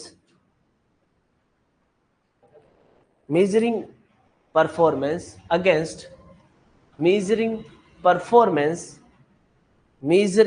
performance sir cause effect diagram लिखवा दो सर। सर डन इनके आगे क्या बोला, डन इन काम बोला मैंने, हाँ डन इन ट्रेनिंग, हाँ इतना ही बोला मैं, ठीक है। क्या लिख रहे थे अपन, measuring performance against predetermined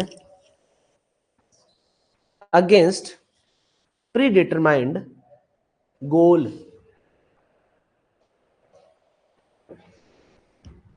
बस क्या ये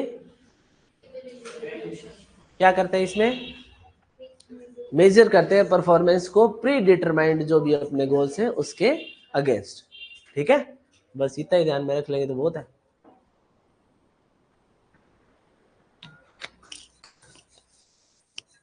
एक ये ओरिएंटेशन जो इवैल्यूएशन का होगा ना, वो किसकी तरफ होगा भाई, ओरिएंटेशन किसकी तरफ होगा, गोल या उसको ऑब्जेक्टिव अपन बोल देंगे। तो ये ध्यान रखना है कि ओरिएंटेशन इवैल्यूएशन का हमेशा किसकी तरफ होता है, जो ऑब्जेक्टिव्स अपन ने बनाए हैं उनकी तरफ इसका ओरिएंटेशन होगा। उन ऑब्जेक्टिव को फुलफिल कर पा रहे हैं कि नहीं वही तो अपन जांचेंगे, और क्या जांचेंगे, है ना। तो ये ध्यान में रखना है। इसके बाद में देखो भाई इवैल्यूएशन होता कैसे कैसे है वो देख लो।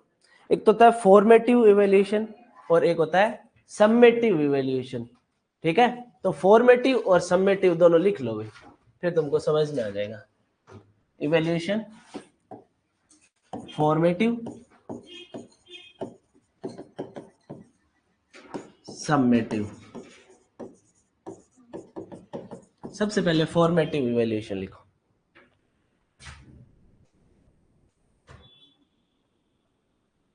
नाम से पता चल रहा है F से फर्स्ट, ठीक है, सम से एंड, ठीक है। फॉर्मेटिव का मतलब ये हो गया जब प्रोजेक्ट स्टार्ट हो रहा है उसके फर्स्ट फेज में जो इवैल्यूएशन किया जाता है वो कैसा है, फॉर्मेटिव है।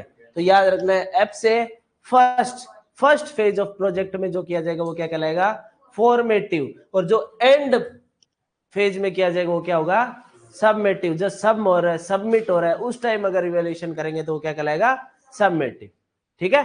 तो लिख लो ये बात है बस।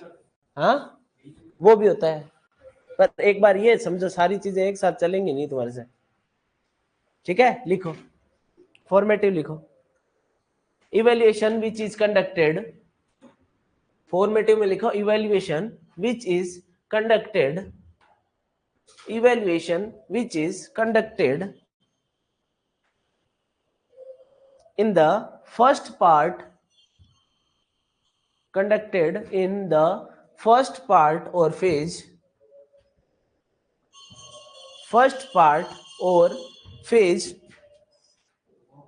of a program, first part or phase of a program जो किसके बारे में बताएगा, लिखो phase of programme and addresses address करेगा किसको, एड्रेसेस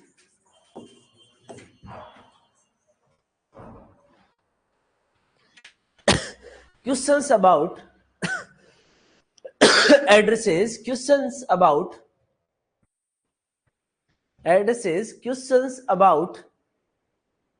implementation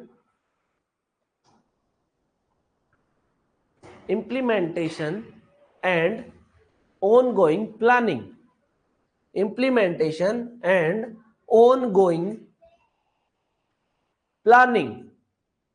तो अब इसमें दो क्वेश्चन बन गए, एक तो फर्स्ट फेज में कौन होता है और एक जो इम्प्लीमेंटेशन और ऑनगोइंग प्लानिंग के बारे में बताता है वो कौन सा इवैल्यूएशन है। तो अपन क्या कर देंगे, फॉर्मेटिव है। तो इसमें दो बातों पे ध्यान रखना है, एक तो फर्स्ट फेज को अंडरलाइन कर लो और एक किसको कर लो, इंप्लीमेंटेशन और ऑन गोइंग प्लानिंग को अंडरलाइन कर लो। ठीक है, कि इसका काम क्या है फॉर्मेटिव इवैल्यूएशन का, एक तो ये फर्स्ट फेज में होगा, फर्स्ट फेज में होगा तो किसके बारे में बताएगा, उसके इंप्लीमेंटेशन के बारे में बताएगा कि कैसे करेंगे। ठीक है, तो जो फॉर्मुलेशन स्टेज पे या जो शुरू वाले स्टेज में होगा, ये अपन ने प्रोजेक्ट में देखा था, तो फॉर्मुलेशन स्टेज पे होता है वो कौन सा होता है, फॉर्मेटिव होगा। फॉर्मुलेशन फॉर्मेटिव याद रख लोगे।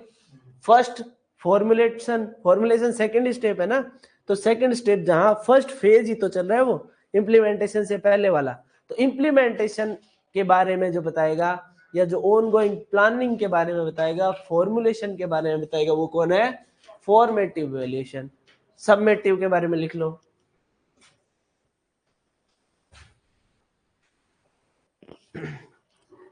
कंडक्टेड एट द, सबमेटिव के बारे में लिख लो, summative evaluation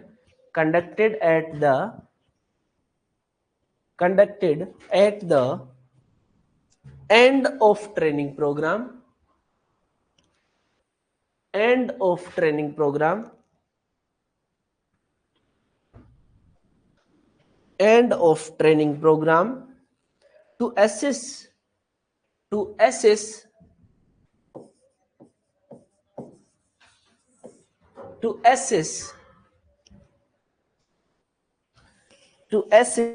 the program outcomes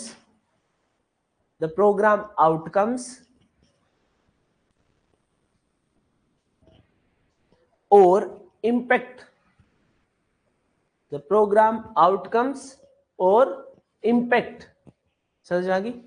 and में करेंगे, उससे क्या पता लगाएंगे कि इस जो ट्रेनिंग प्रोग्राम था, जैसे मैं तुमको ट्रेनिंग दे रहा हूं कोई किसी के बारे में, जैसे मैं बोलूं कि भाई पोमग्रेनेट की ट्रेनिंग चल रही है कि पोमग्रेनेट में प्रोपगेशन कैसे करते हैं।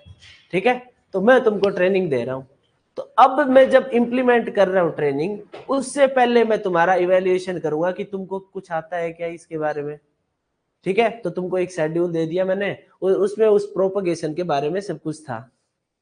ठीक है, उसके बारे में नॉलेज था कि भाई ये टेक्निक है कि नहीं, क्वेश्चंस दे दिए तुमको, अब तुमने उनमें से टिक किए। ठीक है, मैंने तुमसे सब जो फॉर्मेट था वो मैंने वापस ले लिया जहां तुमने क्वेश्चन टिक किए हुए, तो वो तुम्हारा मैंने क्या किया है, फॉर्मेटिव इवैल्यूएशन किया है। ट्रेनिंग से पहले, इंप्लीमेंटेशन जब फेज आ रहा था उससे पहले, मैंने ट्रेनिंग अब तक इंप्लीमेंट नहीं की तुम पे, उससे पहले मैंने तुमसे क्या कर लिया, तुम्हारा जो नॉलेज है उस ट्रेनिंग के बारे में वो ले लिया, उसको अपन क्या बोलेंगे, फॉर्मेटिव इवैल्यूएशन बोलेंगे। अब मैंने तुमको ट्रेनिंग दे दी, तुम सब कुछ सीख गए प्रोपगेशन के बारे में, अब मैंने वही वापस तुमको दे दिया। ठीक है, अब उसमें तुमने टिक किया, तो अब उन दोनों में मैच करेंगे कि भाई पहले कितना नॉलेज था, अब कितना नॉलेज है, प्री ट्रेनिंग और पोस्ट ट्रेनिंग। तो उसमें जो पहले जो तुम्हारा इवैल्यूएशन किया, तुम्हारी जांच की, उसको अपन क्या बोलेंगे, फॉर्मेटिव ट्रेनिंग बोलेंगे।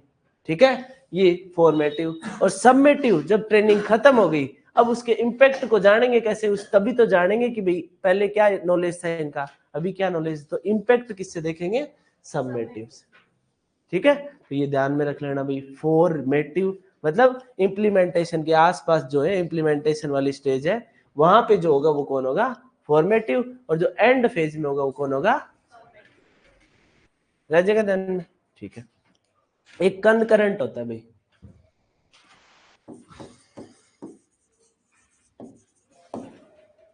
या मिडल इवोल्यूशन बोलते हैं इसको, तो इन दोनों के बीच में होता है फॉर्मेटिव और सबमेटिव के। ठीक है,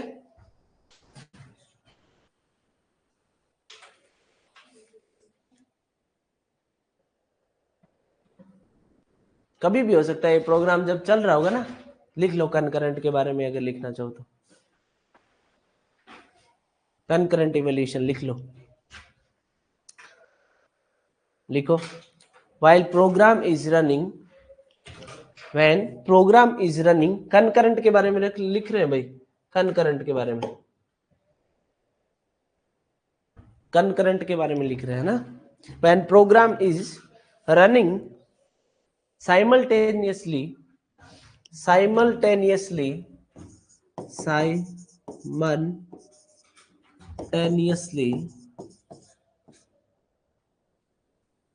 साइमन क्या लिख दिया, टेनियस, टेनियस, हाँ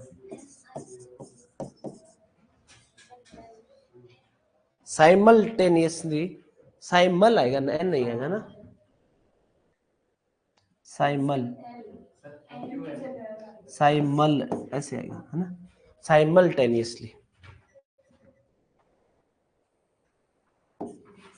साइमल्टेनियसली है ना,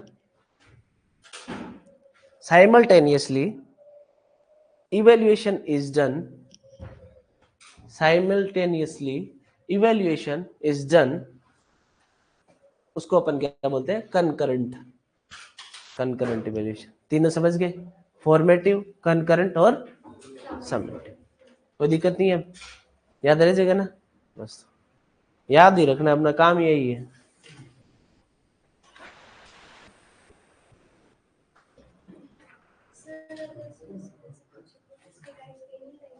हाँ इंटरनल हो सकता है, एक्सटर्नल हो सकता है, टाइप्स अपने को ऐसे थोड़ी पूछेगा, अपने को ऐसे पूछेगा फर्स्ट में कौन करते हैं, एंड में कौन करते हैं, मिडल में कौन करते हैं, ठीक है बस, और कुछ नहीं पूछ सकता।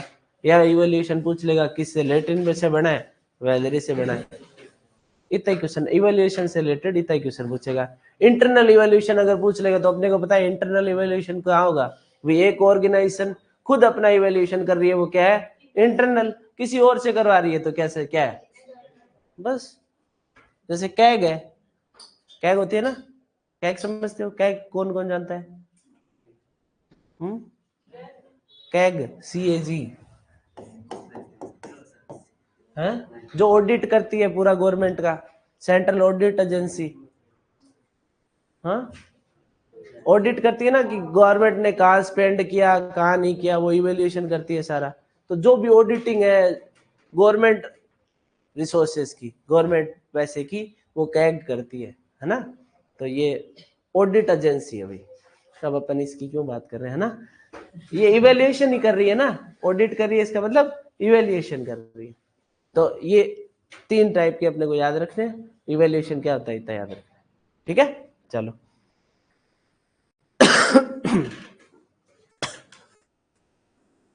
ट्रेनिंग मेथड्स देखो भाई, हाँ टाइम हो गया, थक गए ना तुम, रहने देते हैं फिर, हैं रहने दे,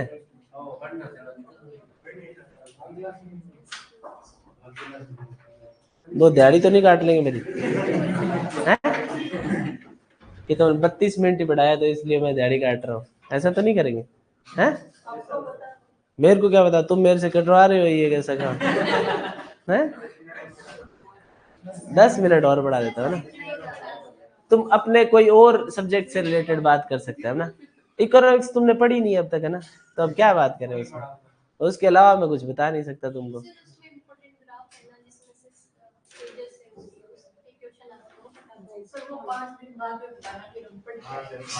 तुमको एक पढ़ने का तरीका बता देता हूँ, जब तुम प्रोडक्शन इकोनॉमिक्स पढ़ो तो उसको इस तरीके से पढ़ना है ना। चलो एक देखो, प्रोडक्शन इकोनॉमिक्स जब भी अपन देखते हैं,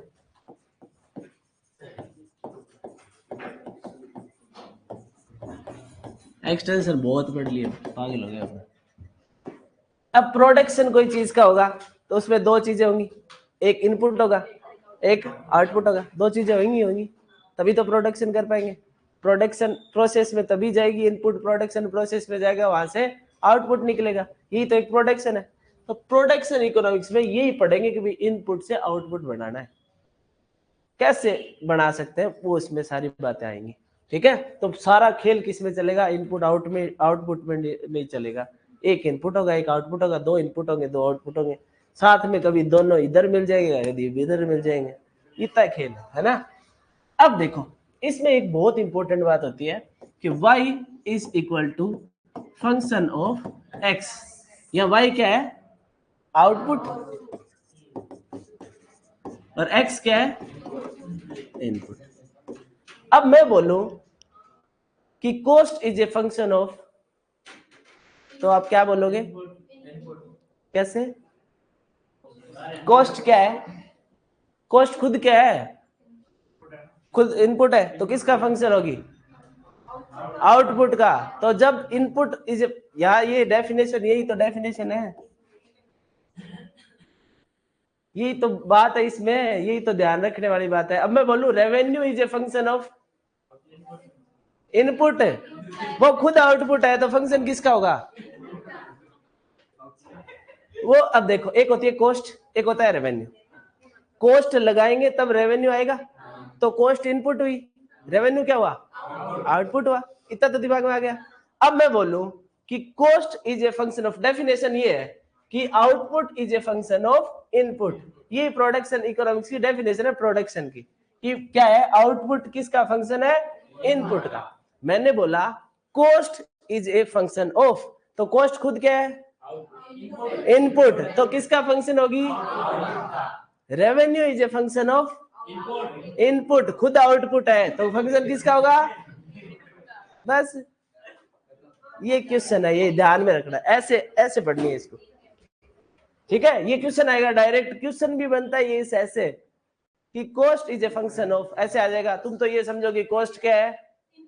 इनपुट है, तो इनपुट पे टिक करोगे, भाग के इनपुट पे नहीं करना है, आउटपुट पे करना है, क्योंकि डेफिनेशन ये कहती है कि आउटपुट है वो फंक्शन किसका है? इनपुट।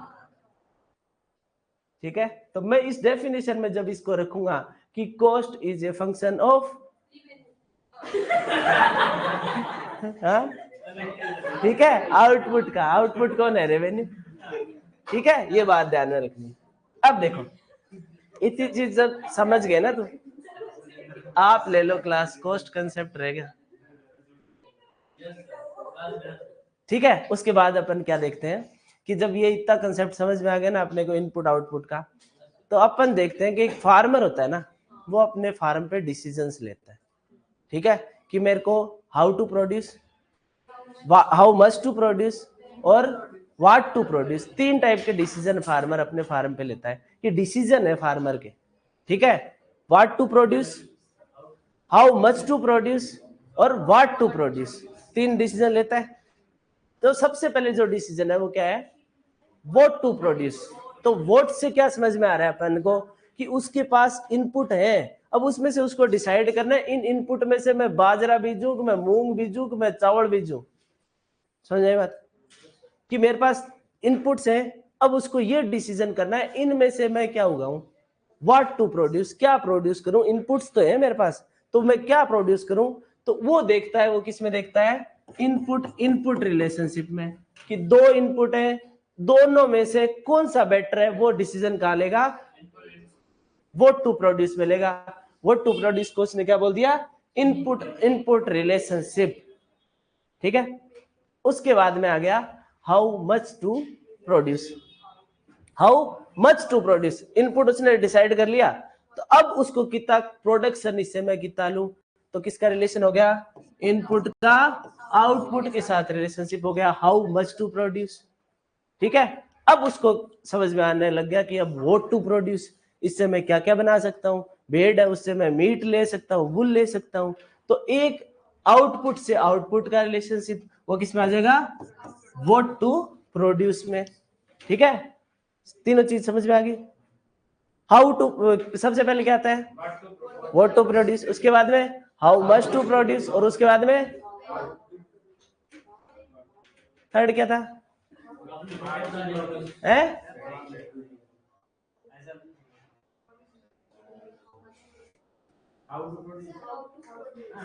हाउ टू प्रोड्यूस ही तो है। What to produce, how much to produce और हाउ टू प्रोड्यूस। ठीक है, तो आउटपुट आउटपुट में कैसे प्रोड्यूस करना है, वो हाउ टू प्रोड्यूस हो गया। तो तीन टाइप के डिसीजन फार्मर ने लेने हैं, और ये रिलेशनशिप है। तो अब सीधा सीधा क्वेश्चन पूछता है कि भाई हाउ टू प्रोड्यूस है वो किसके ऊपर, व्हाट टू प्रोड्यूस है वो किस प्रिंसिपल पे काम करता है, तो अपन क्या कह देंगे? इनपुट इनपुट पे काम करता है। हाउ मच टू प्रोड्यूस किस पे काम करता है, तो इनपुट आउटपुट पे करता है। हाउ टू प्रोड्यूस किस पे करता है? आउटपुट आउटपुट करता है। तो कितने क्वेश्चन बन गए? बन गए ना? तो इतने से समझ में आने से बन गए। इतना सही पढ़ाना है? अब देखो, अब क्या करते हैं उसमें? किसी कुछ समझ नहीं आ रहा, आप क्यों लोड ले रहे हो सर? किसी को कुछ समझ नहीं आ रहा?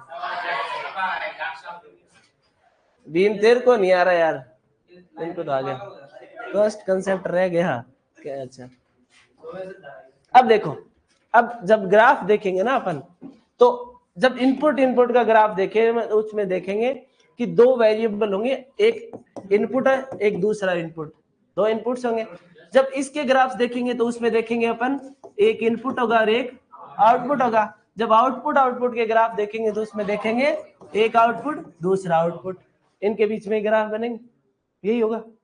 तो अब जब इनपुट इनपुट में ग्राफ बनेंगे तो वो कैसे बनेंगे, आउटपुट इनपुट में बनेंगे तो वो कैसे बनेंगे, आउटपुट आउटपुट में बनेंगे तो वो कैसे बनेंगे। अब देखो इन दोनों में तो एक जैसे ही है, दो वेरिएबल्स है, तो दो वेरिएबल होंगे ना जहां, तो ग्राफ क्या करेगा, पूरा चलेगा, दोनों वेरिएबल पे चलेगा। जैसे अपन एक तो देखते हैं इनपुट आउटपुट में ग्राफ देखेंगे ना, तो वो ग्राफ कैसे होंगे, एक लाइन में ही चलेंगे, एक एक्सिस पे ही चलेंगे, ठीक है। जैसे कि भाई ये इंक्रीजिंग है ये डिक्रीजिंग है, ऐसे ग्राफ चलेंगे, मतलब स्ट्रेट लाइन ग्राफ चलेंगे। जब एक वेरिएबल होगा, यहाँ एक ही तो वेरिएबल है कि एक वेरिएबल से एक इनपुट से आउटपुट कैसे बनना है, तो सिर्फ एक इनपुट वेरिएबल हुआ। जबकि यहाँ दोनों वेरिएबल होंगे तो दोनों होंगे तो ग्राफ कैसे बनेंगे, ऐसे बनेंगे, ऐसे बनते हैं ना ग्राफ, दोनों में ही ऐसे बनेंगे। हाँ वो मैं बता दूं, आइसो क्वांट बनता है ना, कि ये सारे आइसो क्वांट हमेशा ऐसा ही क्यों बनता है भाई,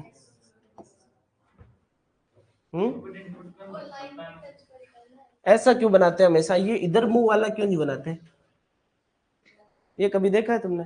ये देखो ये डिक्रीजिंग है तो हमेशा आइसो क्वांट जो बनाते हैं अपन, है ना, जब उसमें आइसो कॉस्ट यहाँ लाइन टकराती है तो हमेशा ये ऐसे ही क्यों बनाते हैं, डिक्रीजिंग वाला, इंक्रीजिंग क्यों नहीं बनाते उसमें। ऐसे तुमने देखी है उस ग्राफ पे ऐसे लाइन इसके मारती हुई मुंह पे, क्यों नहीं देखी है ऐसी, हमेशा डिक्रीजिंग क्यों बनाते हैं आइसो क्वांट में। ऐसे पढ़ना है तुमको, तब समझ में आएगी कहानी। कि हमेशा क्या होता है, जो इनपुट इनपुट है ना, तो किसान का अपन क्या चाहते हैं, फार्मर होता है ना, तो उसका इनपुट डिग्रेड हो, डिक्रीज हो, भी दोनों का जैसा रिलेशन है ना इनका, ये ऐसे ही तो होगा कि भी एक इनपुट बढ़ रहा है तो एक घट रहा है। तो हमेशा अपन क्या करते हैं, डिक्रीज करने की सोचते हैं कि डिक्रीज हो इनपुट्स, आउटपुट बढ़े, ठीक है। तो आइसो क्वांट में इनपुट जहां डिक्रीज हो रहे हैं ना, उसको यूज करते हैं, ठीक है। तो इसलिए ये आइसो क्वांट यूज करते हैं उसमें। अब उसको ऐसे पढ़ना है और उसमें ये ध्यान रखना है कि ग्राफ चल कैसे रहा है, इसमें ऐसे ही क्यों चला ग्राफ, इसमें ऐसा क्यों चला, इसमें ऐसे क्यों बना, इसमें ये दोनों लाइन पे टच क्यों किया, क्यों कि वेरिएबल दो थे, इसके पास भी वेरिएबल दो है, ऐसा इसका बनेगा। इनके ग्राफ सेम होंगे दोनों के, इसके थोड़े डिफरेंट होंगे, ठीक है। तो ऐसे पढ़ लेना। मेरी तो इकोनॉमिक्स अच्छी है डॉक्टर साहब, HU अच्छे से पढ़ाया है, ठीक है, निहाल हो गया तू तो। अब पढ़ो ना, तब इसको ऐसे पढ़ना है कि वो डिसीजंस है। अब डिसीजंस में इनपुट इनपुट में रिलेशन कैसे बने, उसमें ग्राफ कैसे बने, ठीक है। सारी चीजें मैं मेरे को पढ़ाने नहीं देंगे पूरी। अब प्रोटेक्शन इकोनॉमिक्स हो सकती है 2-3 दिन में, है ना, अगर इतना बेसिक बेसिक ग्राफ पढ़े तो, ठीक है। उसमें कॉस्ट कंसेप्ट करवा दिया तुमको,